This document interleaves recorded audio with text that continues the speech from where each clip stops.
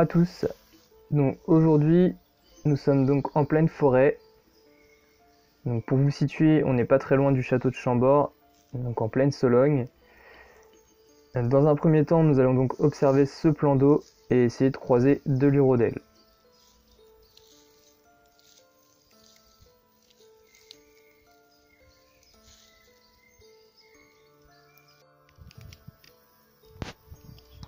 Je vois déjà que ça commence à bouger en surface, donc on va essayer d'aller voir ça d'un peu plus près.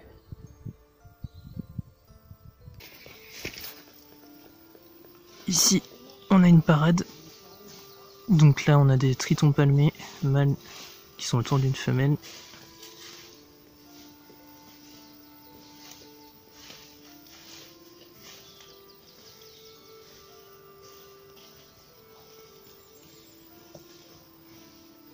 Vous allez voir, normalement, le mâle, il va mettre sa queue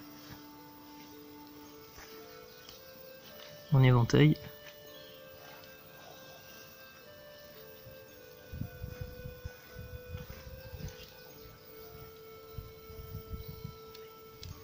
Ouais, il y en a un qui part.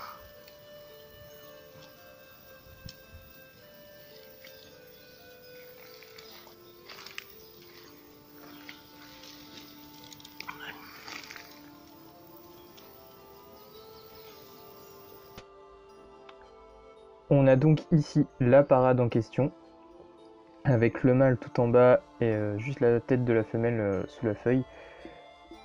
Donc on peut voir que le mâle agite la queue frénétiquement, de façon à envoyer des phéromones vers la femelle pour l'attirer et pour par la suite déposer son spermatophore. Donc là on voit un peu mieux. On voit la tête de la femelle là, qui guette, en fait ça fait office d'appât, la queue. On peut voir que le mâle, vu qu'il est en période de reproduction, il a une ébauche de crête sur le dos, qu'il n'y a pas du tout en face terrestre.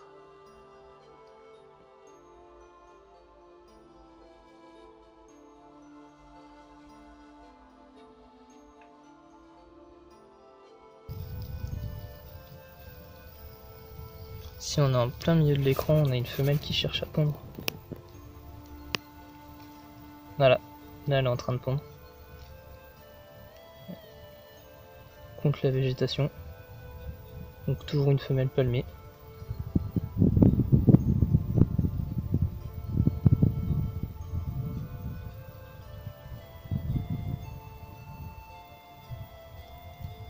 Elle vient de prendre sa bulle d'air.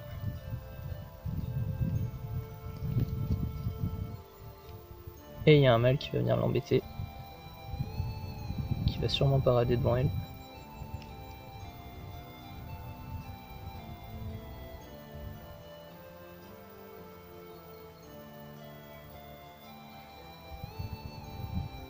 Et non, il va voir ailleurs.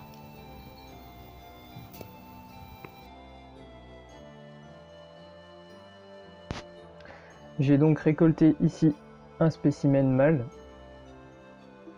On peut voir les palmes qu'il a, donc d'où il tire son nom, hein, triton palmé. Nous voici donc sur un second plan d'eau. Donc c'est plutôt un genre de fossé en fait, en bordure de forêt.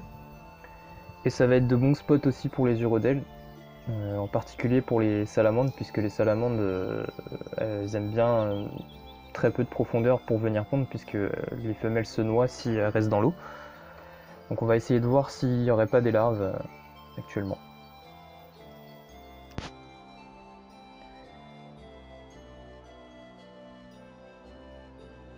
Voici donc des larves de salamandre tachetée. Alors celles-ci sont assez reconnaissables par rapport aux autres larves d'urodèle, puisqu'on voit très bien des taches jaunes entre les pattes, et ça c'est significatif des larves de salamandre tachetée. Alors celles-ci ont été déposées à l'eau depuis je pense quelques semaines. Alors en fait les salamandres femelles ne pondent pas des œufs dans l'eau directement, elles pondent directement des larves préformées en fait. Donc voilà, elles sont assez nombreuses là, c'est assez cool à observer.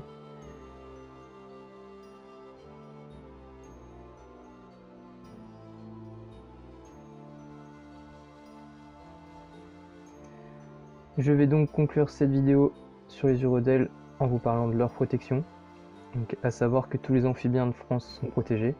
Alors s'ils le sont, c'est pour les raisons suivantes. Donc l'urbanisation, la déforestation, les pesticides, etc. font que leur milieu naturel régresse. Et depuis quelques années, on a un autre facteur qui rentre en compte. On a un champignon qu'on appelle Batrachochytride qui touche les populations d'amphibiens, donc qui décime la population en fait. Et tout ça, ce sont des critères qui font que ce sont des espèces très menacées et c'est dommage parce qu'elles entrent dans une chaîne alimentaire, d'autant plus qu'on ne connaît pas forcément toute leur biologie, donc c'est vraiment dommage.